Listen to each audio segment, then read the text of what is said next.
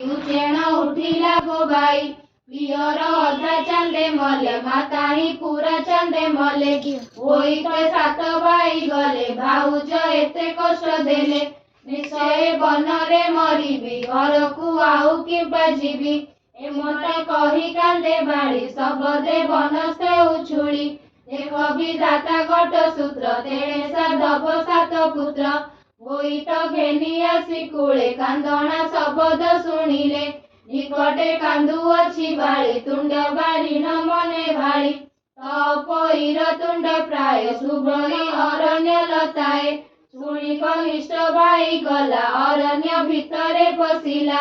जियारी लता तले जाई रोदन करे तपोई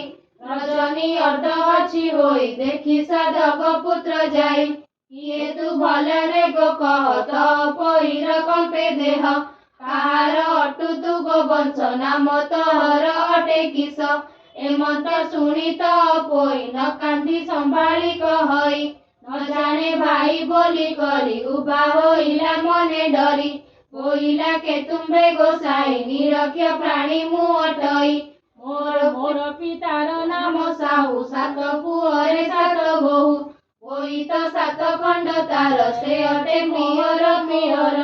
मोहर नाम तपोई कहिले कष्ट न सरई भाई जे गले बोइतरे भाउज कष्ट देले मोरे अनेक मते देले गाड़ी बनस्ते जगाइले छेड़ी मने पड़िले भाई माने रोदन करुअछि बने शुण हे माता तपोई बोइत घेनी सात भाई आसिलु एही निकटरे रोदन शुणिलु सेठारे मते पेशिले ज्येष्ठ भाई बोइत छंती देख जाई तेणु मु एठाकु आइली अरण्य तोते मु देखिली एबे गो माए चल जीवा भाई की समस्त कहिबा शुणी आनंद तपोई अंध की चक्षु दान पाई चातक पाइला कि नील चंद्र की देखिला चकोर भाई बहुणी बेगे गले बोइत प्रवेश होइले होइले जळुथिला दीप देखिले तपोई रूप तेल बिहुने केश उड़े मुंडू उपुणी झड़ी पड़े छिड़ाले गड़ा पिंधी थाई देखी विकल सात भाई कहई भाई को आगरे तुम्हे तो गल बोइतरे पाड़ी जे थिले मास दुई जेउ प्रकारे थिल कही रांडी ब्राह्मणी बोल शुणी न देले मते अन्न पानी से रांडी कहिला ताहांकु छेड़ी जगाओ ननंदकु ताहार बोलकु शुणिले बनरे छेड़ी रखाइले भितरे मूसा माटी भरी उपरे भात गोटा चारी बड़ बहुर एही मते दुख जे देले जेते जेते सान बहुर पाଳି दिन बहुत देई ठाई अन्न एमत शुणी सात भाई कहती शोक भर होई अष्टरत्नर अलंकार देले जे भौणी शरीर बसाई चौकी उपरे तीक्षण काटिले नेलरे बोइले जेहु प्रिय तोर नासिका न काटिबु तार जे अबा दुख देले तोरे नासिबा काटिबु ताहारे एमंत कही भाई गले राज्य को दूत बरगिले राज्य रे चहल पड़िला सुबेण बोइत लागिला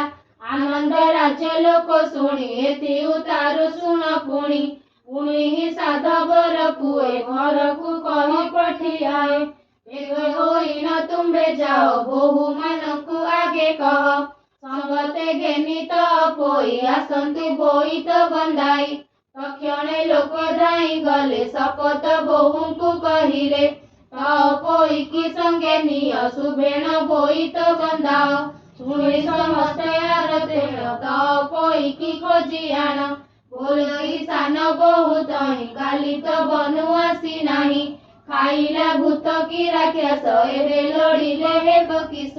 कमे अवश्य अछि जाहा भोग करिबा टिकी ताहा बोलई बड़ बहु शुणी बाहर हुआ अर्घ्य घेनी बोइत बेगे बंदाइबा पूछिले बंचाई कहिबा एमते अर्घ्य घेनी बाड़ी बोइत पासे जाए मिली बोहंगु देखी सात भाई बोलिले अधर कंपाई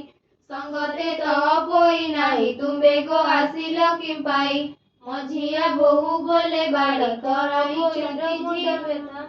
କେମନ୍ତ ଚାଲିଣ ଆସିବେ ଦେହରେ ପୀଡ଼ା ସେ ପାଇବେ। ଏମନ୍ତ ଶୁଣେ ସାତ ଭାଇ କହନ୍ତି କ୍ରୋଧ ଭୋର ହୋଇ ଦେବତା ଅଛନ୍ତି ଗଙ୍ଗ କୋଳେ ବନ୍ଦାଅ ଯାଇ ଜଣେ ଜଣେ। ପ୍ରଥମେ ବଡ଼ ବୋହୂ ଗଲା କୋଣେ ଦେବତା ବନ୍ଦାଇଲା ଛୁରୀରେ ତପୋଇ ବାଳି କାଟିଲା ନାକର ବଉଳି। ନାକୋଇ ହୋଇ ପଳାଇଲା ତା ପଛେ ଆରକେ ଅଇଲା ଏହି ପ୍ରକାରେ ସର୍ବେ ବାଳି କାଟିଲା ନାକର ବଉଳି। ନୀଳେନ୍ଦ୍ରୀ ନାମେ ସାନ ବୋହୂ ତପୋଇର ପ୍ରିୟ ସେହୁ ସମସ୍ତ ପଛରେ ଅଇଲା ସେ ବୋହୂ ପଛେ ବନ୍ଧାଇଲା। ସାନ ବୋହୂକୁ ଦେଖି ବାଳି ହସରୁ ପକାଇଲା ଛୁରୀ କଣ୍ଠୁ କାଢିଲା ରତ୍ନ ମାଳି ବୋହୂ ବେକରେ ଦେଲା ବାଳି। କାଖ କରିଣ ବୋହୂ ନେଲା ଆପଣା ମନ୍ଦିରେ ରଖିଲା ଅତି ଆନନ୍ଦେ ସେ ହୋଇଲା ଉତ୍ତମ ସୁଖ ଭୋଗ କଲେ। ଏମନ୍ତ ଶୁଣି ସେ ରୁକ୍ମଣୀ ବୋଲନ୍ତି ଆହେ ଚକ୍ରପାଣି ନାକୋଇ ମାନେ କାହିଁ ଗଲେ କେମନ୍ତେ ଜାଣି ସେ ରହିଲେ। ସେ କଥା କହ ଆହେ ହରି କେମନ୍ତେ ହେଲେ ଏତେ ସରି। ରାଣ୍ଡି ବ୍ରାହ୍ମଣୀ ସିନା ଆସି ତାହାକୁ ଶିଖାଇଲା ବସି ବୋଇଲା ନଣନ୍ଦ ଏଛାର ଏହାକୁ ଏତେ ସେବା କର। କଷଣ ଦେଇଲ ମାରିଲ ପଛକୁ ଦୁଃଖ ସମ୍ପାଦିଲ ତୁମେ ଗୋ ନିର୍ଲଜ ବାଳିଶ ଏହାର ଯୋଗେ ଜୀବନାଶ। ଏମନ୍ତେ କହିଣ ସେ ଗଲା ମାୟା ମୋହିନ ଲଗାଇଲା ହରିଲା ଏହାଙ୍କର ବୃଦ୍ଧି ନଣନ୍ଦ ସଙ୍ଗେ ହେଲା ବାଦୀ। ଆୟତ ନଥିଲା ତାଙ୍କରି କିମ୍ପା ହୋଇଲେ ଏତେ ସରି। କହନ୍ତି ଦେବକୀ ନନ୍ଦନ ଶୁଣ ଗୋ ଯୁବତୀ ରତନ ନାକୋଇ ମାନେ ତହିଁ ଗଲେ ଅରଣ୍ୟ ଭିତରେ ପଶିଲେ। ବହୁତ ଦୂର ପଥ ଯାଇ ବୋଲନ୍ତି ବାୟୁ ପ୍ରାୟ ହୋଇ ବିକଳେ କରନ୍ତି ରୋଦନ ଶୁଭଇ ଘୋର ଗରଜନ। ସମସ୍ତେ ହୋଇ ଏକ ମେଳ ବସିଲେ ବୃକ୍ଷ ଛାୟ ତଳ ରୁଧିରେ ତନୁ ଜର ଜର ପଡ଼ଇ ଧରଣୀ ଉପର। ହୃଦୟ ବେନି କରେ ମାରି କାନ୍ଦନ୍ତି ଦଇବ ସୁମରି ଆହା ବିଧାତା ଏହା କଲୁ କି ଦୋଷ ଏ ଦଶା ବିହିଲୁ। ଏକର କଣ ସଡ଼ ନାରୀ ଦେଖିନଥିଲୁ କି ବିଚାରି କି ପାଇ ନ କଲୁ ମରଣ ବନସ୍ତେ ଥିଲା ଏକ ଶଣ। ସାଧବ ଘରେ ହେଲୁ ଜାତ ଏକାଳେ ହୋଇଲୁ ଅନାଥ ଯାଆନ୍ତୁ ବାପ ଭାଇ ଘର ମୁଖକୁ ଚାହିଁବୁ କାହାର। ଏମନ୍ତେ ବୋଲିଣ ଯୁବତୀ ସମସ୍ତେ ରୋଦନ କରନ୍ତି ବୋଇଲେ କରିବା ଗୋ କିସ ଖାଇ ମରିବା ଆଣ ବିଷ। କେବଲେ ଦଇ ଗୋ ଧରିବ ବସିଲା ଠାରେ ପ୍ରାଣ ଯିବ କେବଲେ କିଛି ଗୋ ନ ଭାଳ ନିଶ୍ଚେ ପୁରିଲା ଆମ୍ଭ କାଳ। କେବଲେ ବନେ ପଶିଥିବା ବାଘ ଭାଲୁଙ୍କ ମୁଖେ ଯିବା କେହି ଆମ୍ଭଙ୍କୁ ନ ଖାଇଲେ ନିରେଖ ବୋଲି ଛାଡ଼ିଦେଲେ। ଏମନ୍ତେ କହୁ ବେଳ ଗଲା ତିମିର ଆସି ପ୍ରବେଶିଲା ଦଇବ ଯୋଗେଣ ସାଧୁଳ କ୍ଷୁଧା ତୃଷାରେ ସେ ଆକୁଳ। ମିଳିଲେ ଯୁବତୀଙ୍କ ପାଶ ଦେଖିଲେ ବୁଡ଼ିଲା ସାହସ ନାକୋଇ ମାନ ତହି ପଡ଼ି ପିଣ୍ଡରୁ ପ୍ରାଣ ଗଲା ଛାଡ଼ି। ବେନିଶ ଧୂଳ ତହିଁ ଗଲେ ସେ ପିତୃପିଣ୍ଡ ପଡ଼ିଥିଲେ। ଏମନ୍ତେ ରଜନୀ ପାହିଲା ରବି କିରଣ ପ୍ରକାଶିଲା ସେ ବନେ ସଦାଶିବ ଧାନ୍ତି ମର୍କତଲିବ ଶୋଭା ପାନ୍ତି। ତାହାଙ୍କୁ ନ ଦେଖନ୍ତି କେହି ଗୁପତେ ହୋଇଥାନ୍ତି ରହି ବିରୂପା ନାମରେ ଶବର ବୁଲଇ ମହାବନ ଘୋର। ଏମନ୍ତେ ବନେ ବୁଲୁଥିଲା ବନେ ସେ ଲିଙ୍ଗ ଭେଟିଲା ଦେଖିଲା ମର୍କତଲିଙ୍ଗକୁ ବିଚାର କଲା ସେ ମନକୁ ବୋଇଲା ଅଚି ଭାଗ୍ୟ ମୋର ଦର୍ଶନ ପାଇଲା ଶଙ୍କର। ସେ ସୁଧ ଚିତ୍ତେ ଦୃଢ଼ କଲା ଷଷ୍ଠାଙ୍ଗ ଦଣ୍ଡବ୍ରତ କଲା ଉଠି ଗଇଲା କୃତ୍ୟ କୃତ୍ୟ ସେଠାରୁ ଗଲା କତୁରିତ ସ୍ନାନ ଶୌଚ ଜାଳେ ସାରି ନୀର ଆଣିଲା ଘରେ ଧରି ଶିବଙ୍କ ଶିରରେ ଢାଳିଲା କୁସୁମ ବେଲପତ୍ର ଦେଲା ସୁସ୍ୱାଦୁ ପକ ଫଳ ଆଣି ଦେଇ ପୂଜିଲା ଶୂଳ ପାଣି ଉଠି ରହିଲା ଦେବହର ଆନନ୍ଦ ହୋଇଲା ସବର। ଏମନ୍ତେ ନିତ୍ୟ ସେବା କରି ଦୃଢ଼ ବିଶ୍ୱାସ ଚିତେ ଧରି ଦିନେ ସେ ବିରୂପା ଶବର ପୂଜିଣ ଯାଉ ସେ ଶଙ୍କର।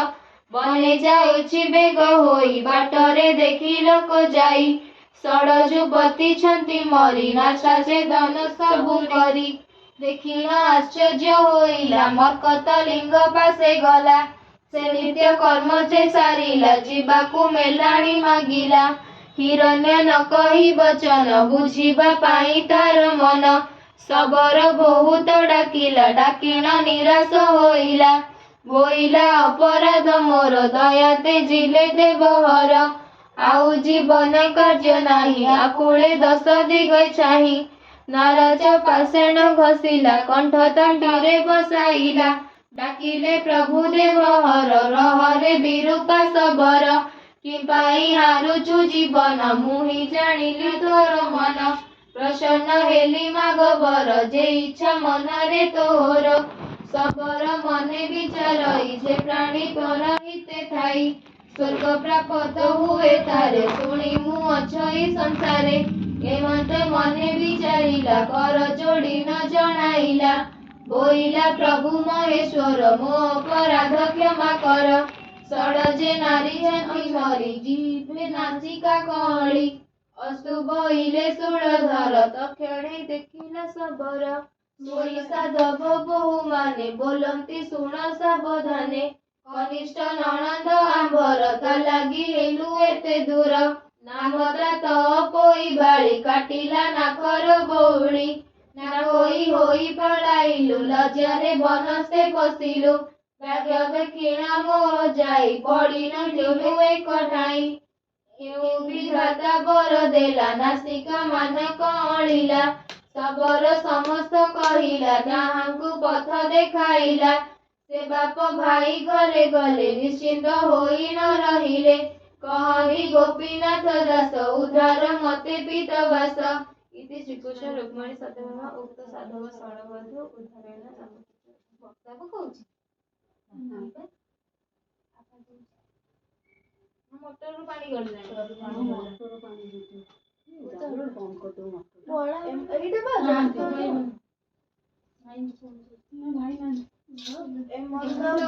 ବାଣୀ ଶୁଣି ହସି ବୋଲନ୍ତି ଠାକୁରାଣୀ ସେ ତ ପୋଇ କିସ କଲା କେମନ୍ତ ହୋଇ ନ ରହିଲା କହନ୍ତି ଦେବକୀ ନନ୍ଦନ ଶୁଣ ଗୋ ତହିଁର ବିଧାନ ଏମନ୍ତ କେତେ ଦିନ ଗଲା ସାଧବ ମାନେ ବିଚାରିଲା ଏବେ କରିବା ସୁବିଚାର ତ ପୋଇର ବିଭାକର ଜ୍ୟେଷ୍ଠ ଭ୍ରାତାର ଏହି ବାଣୀ ସମସ୍ତେ ଭାଇ ମାନେ ଶୁଣି ବୋଇଲେ କହିଲା ଉଚିତ ସେ ସାଧୁ ଶ୍ରେଷ୍ଠ ବଳବନ୍ତ ଐଶ୍ୱର୍ଯ୍ୟରେ ଥିବ ରହି ବିଭା କରିବା ତ ପୋଇ କହିଲେ ସାଧବ ନନ୍ଦନ ଏମନ୍ତେ ଗଲା କେତେ ଦିନ